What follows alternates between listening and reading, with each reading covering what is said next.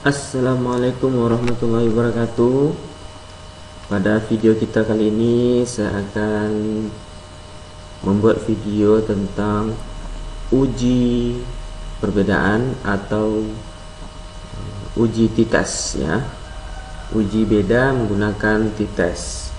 Nah, di sini saya sudah membuka aplikasi SPSS-nya. Kemudian saya juga sudah mempersiapkan datanya ya. Nah, sekarang kita akan uji beda menggunakan rumus t-test yang ada di aplikasi SPSS. Nah, ini sebagai contoh, ini data dari konsep diri. Nah, ini hasil dari input instrumen yang telah kita administrasikan atau telah kita berikan atau yang telah diisi oleh responden kita. Nah, contohnya ini responden kita itu adalah siswa ya, siswa.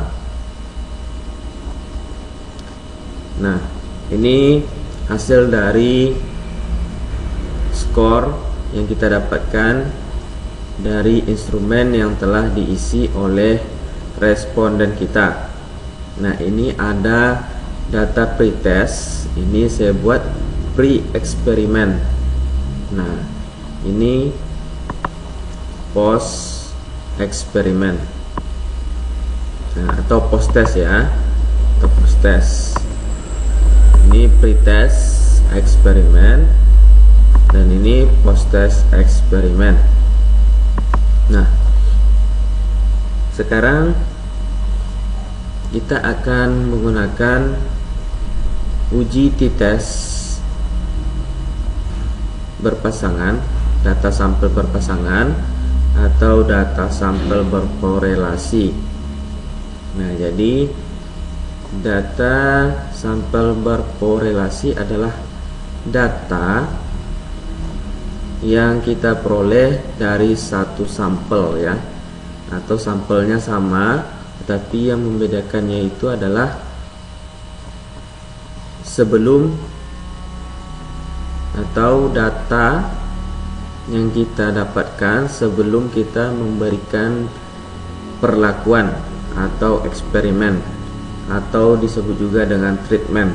Nah, jadi hasil data administrasi instrumen yang kita lakukan kepada siswa itu disebut dengan pretest. Nah, kemudian hasil data yang kita peroleh atau hasil administrasi instrumen yang kita peroleh setelah kita memberikan perlakuan atau treatment atau eksperimen, nah itu disebut dengan post test atau tes setelah diberikan treatment gitu ya. Nah, ini sampelnya satu gitu ya, sampelnya satu. Nah, ini hasil olahan instrumen yang bersumber dari satu sampel tersebut. Cuma perbedaannya sebelum diberikan data yang dapat sebelum diberikan perlakuan dan hasil instrumen yang post test itu hasil instrumen yang didapat setelah diberikan perlakuan. Nah, sampai di sini mudah-mudahan sobat paham ya. Nah, sekarang kita akan lanjut bagaimana cara mengolahnya pada aplikasi SPSS. Nah, ini kita akan masukkan data post test terlebih dahulu. Nah, kita akan masukkan data post test terlebih dahulu. Nah, di sini saya ada di sini tertulis 23 ya, 23, tetapi di baris pertamanya itu bukan hasil data atau bukan skor instrumen, tetapi nomor itemnya, nomor item 1 sampai 38. Nah, jadi responden saya itu sebanyak 22 orang ya, berarti 23 ini dikurang 1, maka responden saya itu sebanyak 22 orang. Nah, oke, kita lanjut. Nah, kita akan masukkan data post test terlebih dahulu ke dalam aplikasi SPSS. Nah, kita kopikan data di data view. Kita klik dulu data view. Nah, kemudian kita kopikan di kolom pertama. Kita pastekan ya, maksudnya kita pastekan di kolom pertama.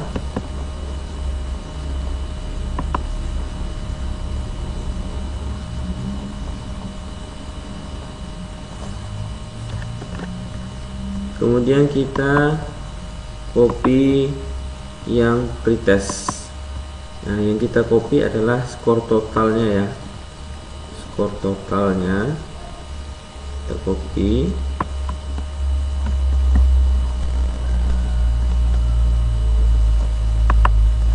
Kemudian kita pastekan di kolom kedua. Kita pastekan di kolom kedua. Nah, setelah itu kita akan ubah nama di atas ini. Cara mengubahnya, ini kita nanti juga akan menghilangkan 20 yang ada di belakang koma. Nah, caranya kita klik variable view. Kemudian kita buat di sini post test. Nah, jadi namanya itu terserah kepada si penulis ya, ingin membuat atau ingin membuat nanti post test konsep diri atau post test eksperimen dan lain sebagainya. Nah, jadi saya di sini saya buat post test saja dan pretest. Nah, untuk menghilangkan 2 angka di belakang koma tadi, kita tinggal merubah angka ini menjadi 0. Ini desimalnya ya, kita rubah jadi 0. Nah, setelah itu kita langsung selanjutnya kita akan melakukan langkah untuk analisis uji t-test berpasangan. Nah, caranya kita klik analyze. Kita klik analyze, kemudian kita pilih compare means. Nah, ini compare means. Nah, kemudian kita pilih yang pirate sample t-test gitu ya. Ini kita pilih pirate sample t-test. Nah, jadi sampelnya itu berpasangan maksudnya, atau datanya itu masih data yang berkorelasi atau yang berhubungan gitu ya. Maksudnya itu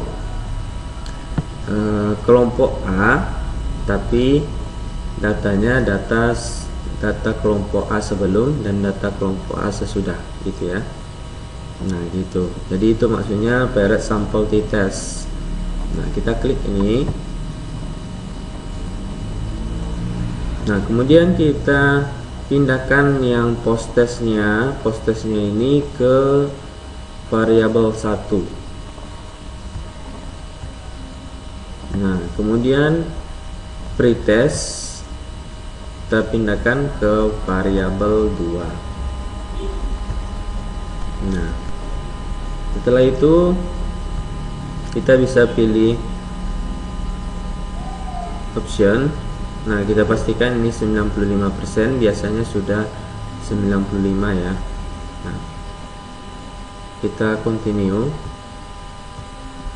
Nah, kemudian kita klik OK.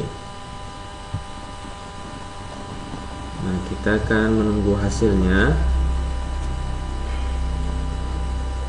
Nah, inilah hasilnya. Bisa kita lihat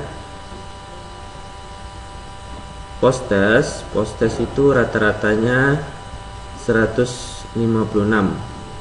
Maksudnya rata-rata dari skor total tadi ya, rata-rata dari skor total. Nah, untuk pretest rata-rata skor totalnya itu 142,86. Nah, ini N-nya, maksudnya N ini adalah responden kita, jumlah responden kita. Nah, ini 22, di pretest juga 22 ya. Nah, selanjutnya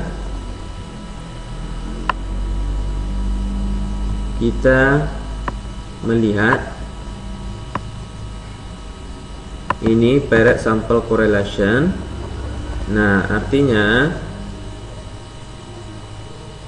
sampel yang pretest dan posttest tadi itu memiliki korelasi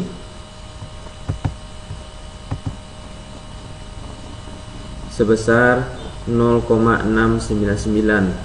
Artinya ini bisa dilihat tabel R ya, tabel R.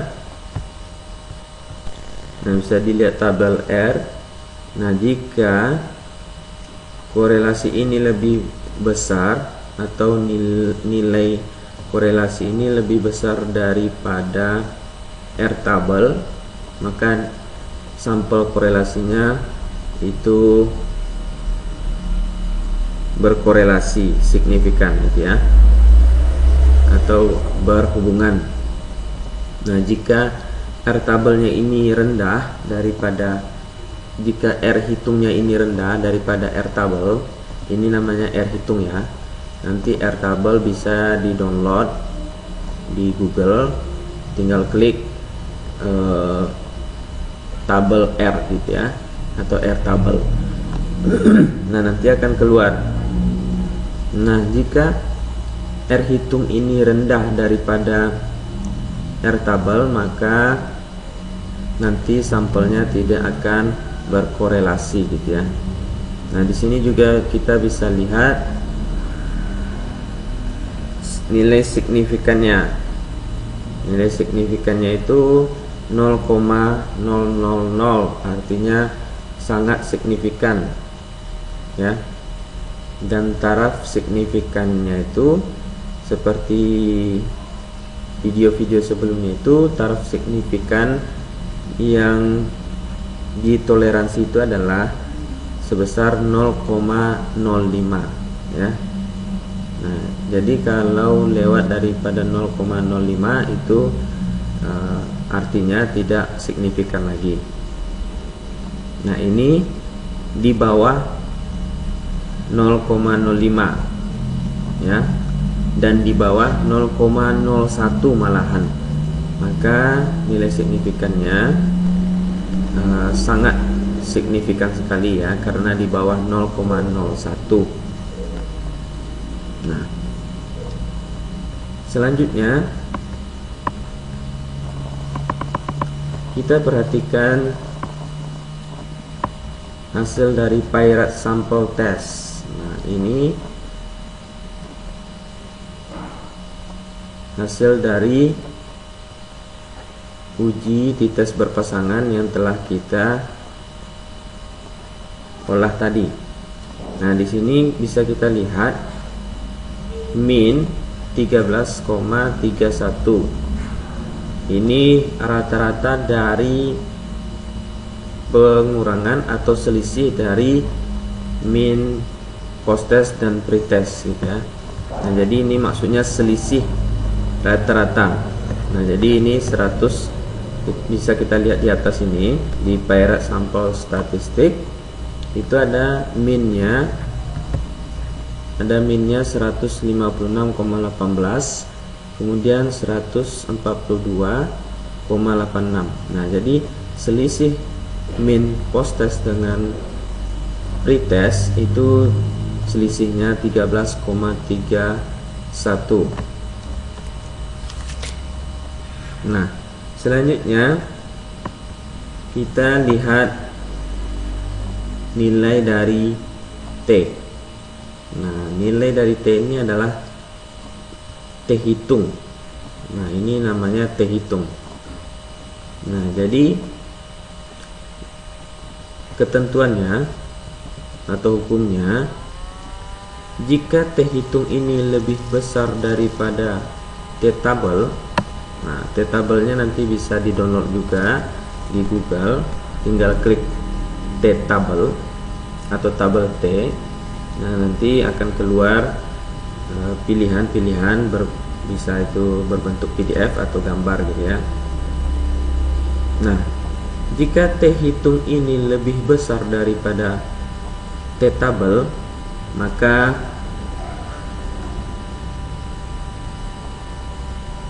uji beda yang kita peroleh itu itunya signifikan atau ada perbedaan yang signifikan. Nah, berarti maksudnya itu terdapat perbedaan yang signifikan sebelum diberikan treatment dengan sesudah diberikan treatment.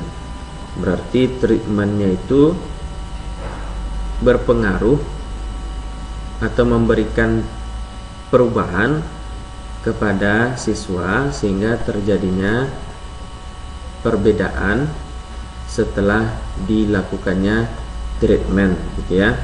Nah, contohnya pengaruh treatment pola asuh terhadap peningkatan konsep diri siswa gitu ya. Nah, berarti terdapat perbedaan konsep diri setelah dilakukannya treatment pola asuh atau eksperimen pola asuh begitu. Berarti pola asuh itu memberikan dampak pada peningkatan konsep diri siswa tersebut. Nah, gitu.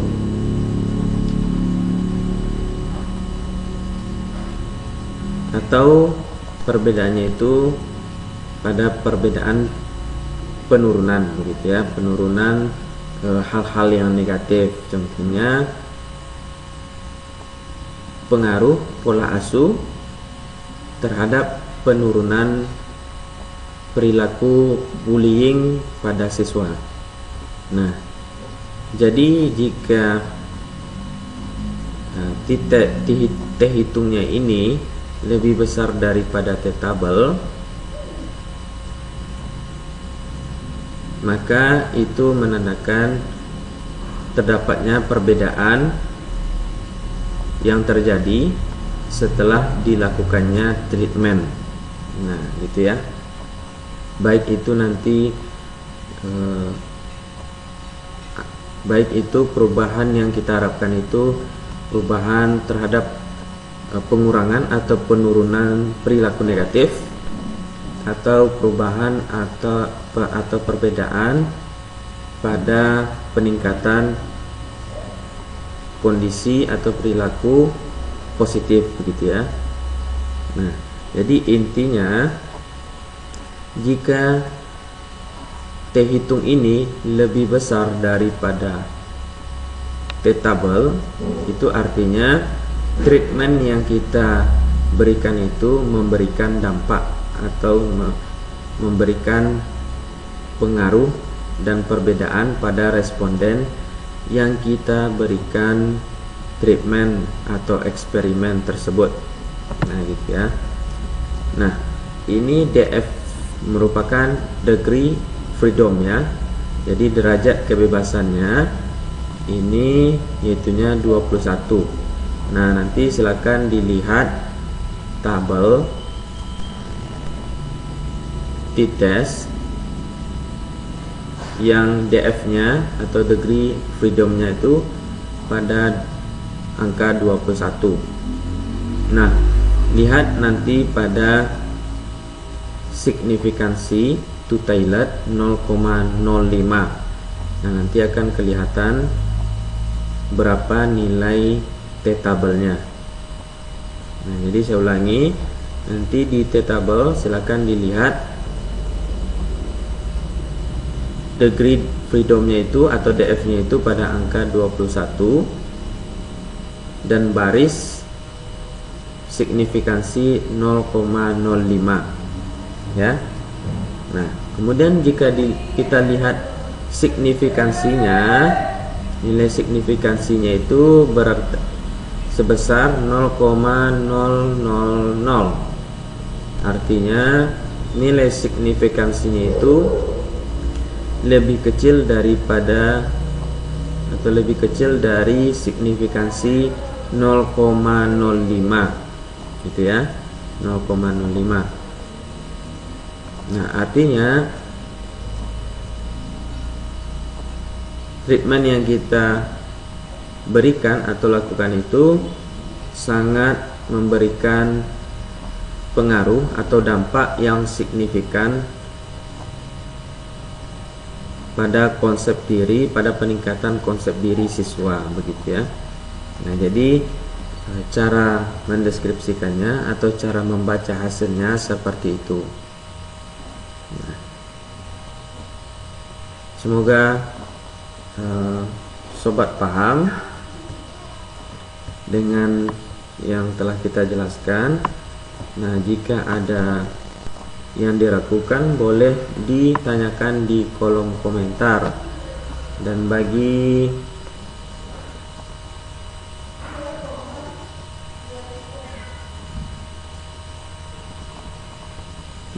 jika ada kekurangan pada penjelasan saya ini, boleh juga ditambahkan penjelasannya pada kolom komentar, gitu ya. Mungkin hanya itu yang kita jelaskan pada video kita kali ini. Semoga bermanfaat, dan jangan lupa juga menyaksikan video-video lainnya, sehingga karena video yang satu dengan video yang lainnya itu memiliki keterkaitan dan penjelasannya masing-masing. Jangan, bagi yang belum subscribe, silakan di subscribe. Semoga channel kita ini semakin berkembang dan saya juga semakin semangat membuatkan tutorial-tutorial yang Sobat Q butuhkan. Demikian, assalamualaikum warahmatullahi wabarakatuh.